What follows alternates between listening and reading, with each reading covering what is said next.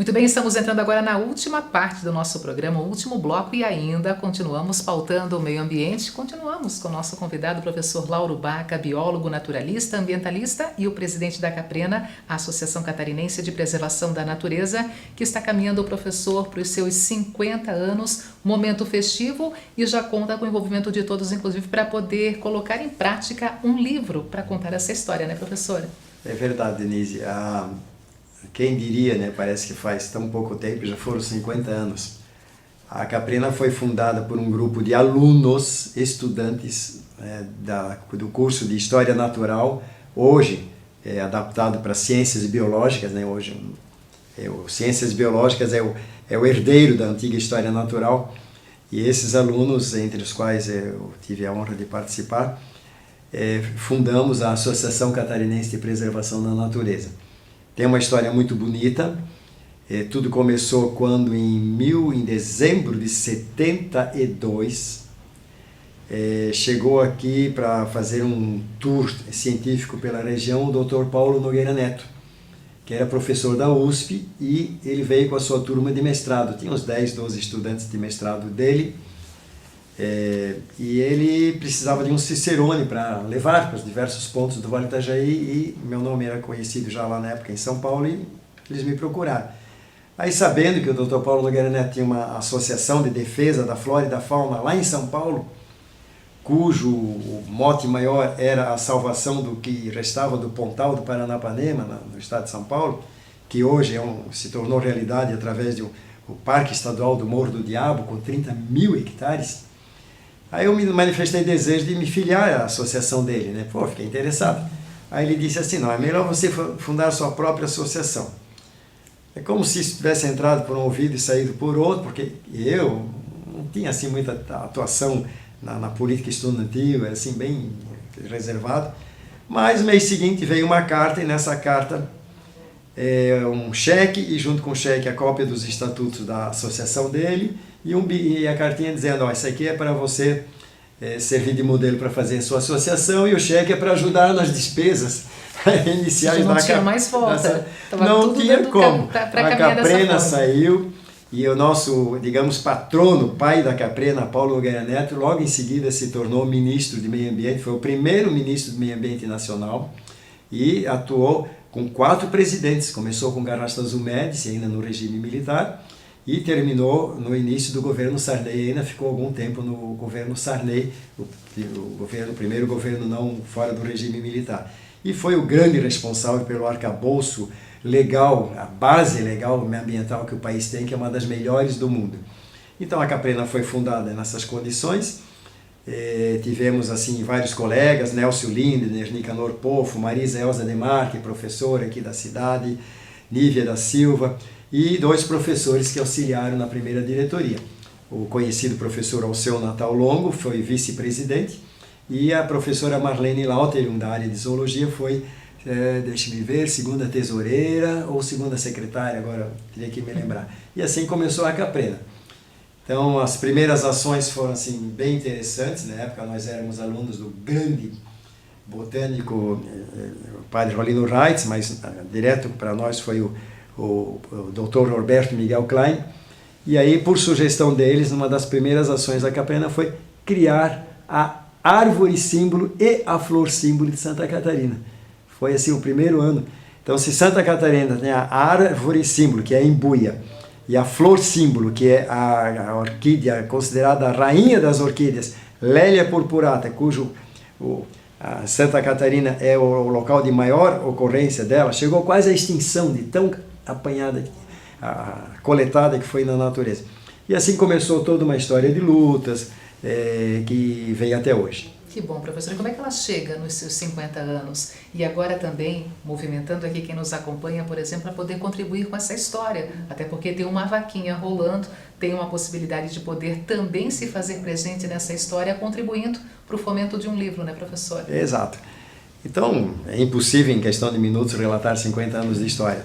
A CAPRENA nesse tempo todo se manteve atuante. Claro, altos e baixos, como qualquer entidade, né? A gente vê inúmeras entidades aí surgem. A CAPRENA nunca teve uma atividade bombástica, assim, de repercussão nacional, mas esteve sempre presente. E ultimamente nós temos assim realizado assim muita atividade na área da educação ambiental, o propiciar as pessoas que se interessam em aprender algo sobre a natureza, ir conhecer em loco, visitas a parques nacionais e outros tipos de reservas.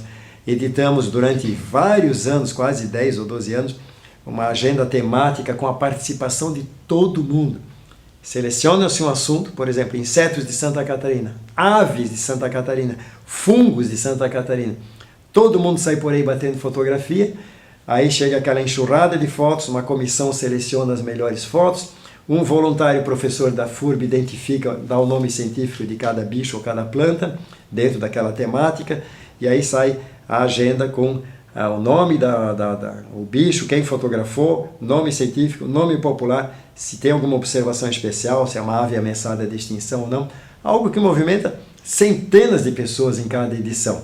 Então tem as excursões, enfim, reuniões abertas aos sócios, sempre com alguma palestra interessante, e chegamos então agora aos 49 anos, pretendendo, agora sim a pergunta, editar um livro comemorativo aos 50 anos. E obviamente tem que ser um livro bonito, colorido, com trabalho de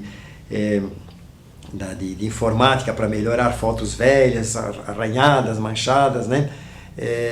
E esse livro, então, será, digamos, o principal, digamos, ponto da festividade. Eu sei que vai ter festividade, mas pelo menos para marcar os 50 anos da Caprena.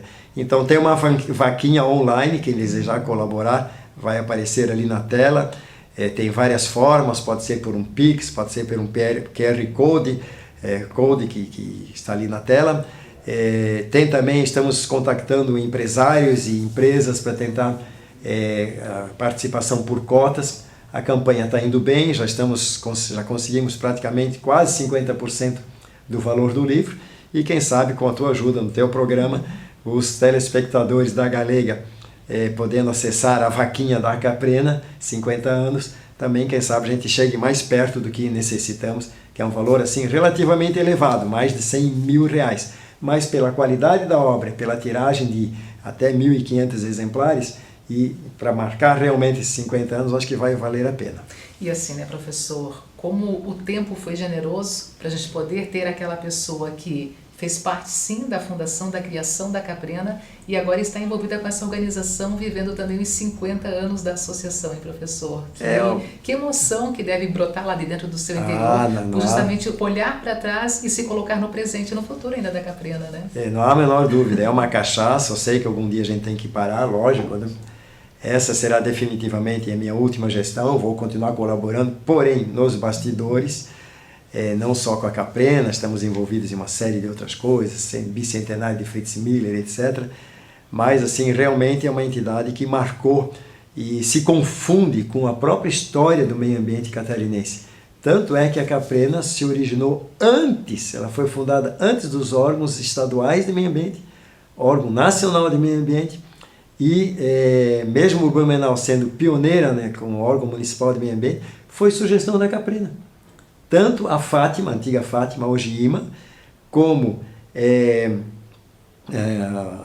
a atual Secretaria Municipal de Meio Ambiente, foram sugestões da Caprena. Me lembro até hoje, junto com o professor Longo, numa reunião em Cabeçudas, na casa da família de algum Bornhausen, que não me lembro exatamente qual for, né, os políticos, né, a família de políticos famosa, ali foi entregue e sugerido que o Estado passasse a ter uma espécie de secretaria e foi criada a Fundação Estadual de Tecnologia e Meio Ambiente, chamada de Fátima, nome que perdurou até agora.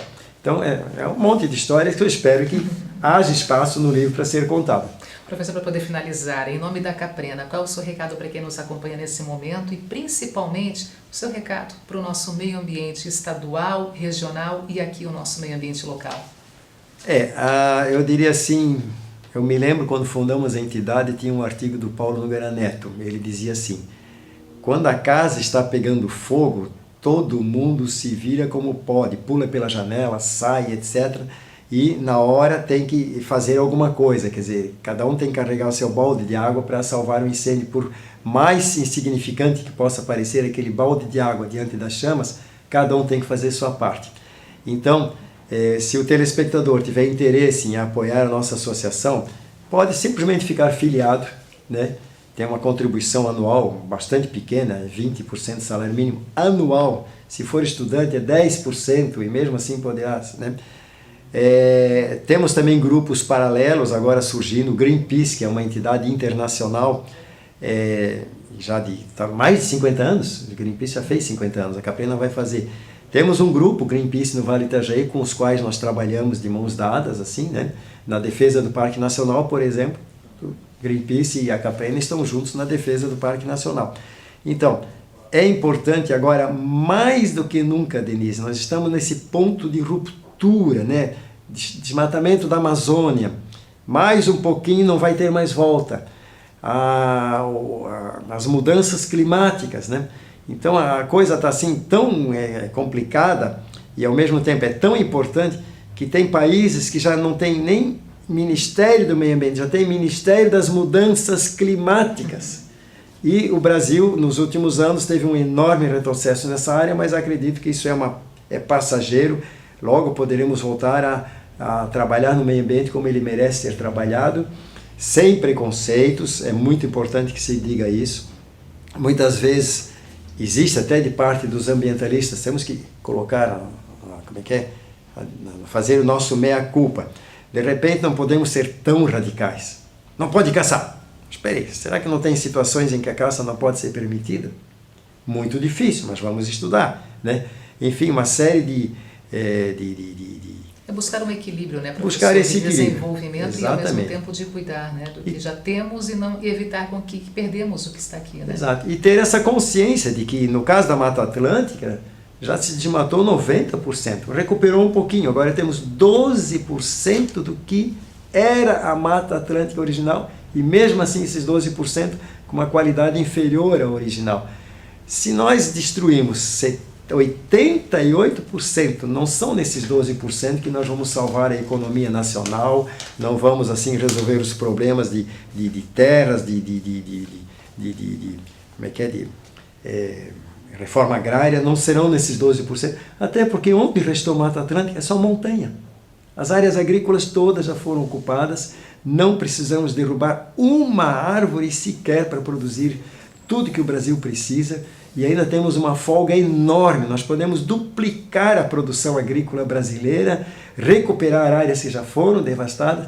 Então, meio ambiente não é problema, faz parte da solução do desenvolvimento. Isso nós temos plena certeza. Professor Lauro Baca, depois dessa aula, desse cuidado com o presente, com o futuro e olhando muito pelo que já tivemos no passado, obrigada por estar conosco hoje aqui na nossa programação. Eu que agradeço, Denise, essa grande oportunidade de falar contigo, até com uma relativa calma, né? Geralmente as entrevistas são rapidinhas, né? Tem pouco tempo. Hoje recebemos um tempo bem generoso. Ficamos muito agradecidos e contamos com a colaboração de todos os telespectadores para ajudar nessa causa da qual depende a nossa própria sobrevivência, sobrevivência dos nossos filhos e netos. É verdade. Obrigada, professor. Valeu. Obrigado também. Gente, terminando aqui o nosso encontro de hoje, obrigada a todos que nos acompanharam, nos receberam aí na sua casa, onde quer que você esteja também. Aos nossos patrocinadores, forte abraço. Maria Tereza Moda Mulher e toda a equipe ali da loja, também muito obrigada pelo carinho, pela atenção e sintam-se convidados a estar na loja Maria Tereza Moda Mulher, na rua Floriano Peixoto, bem na região central, ali então com grandes promoções e ao mesmo tempo sempre a coleção ali te esperando a nova coleção realmente linda para te deixar ainda mais linda com as peças que vêm da loja Maria Tereza Moda Mulher. Terminamos então o nosso encontro de hoje, já ficando aqui o convite, na próxima quarta-feira, novamente com você na Imagem da Cidade, programa Mulheres, e eu te espero. Ficam todos com Deus e até uma próxima oportunidade.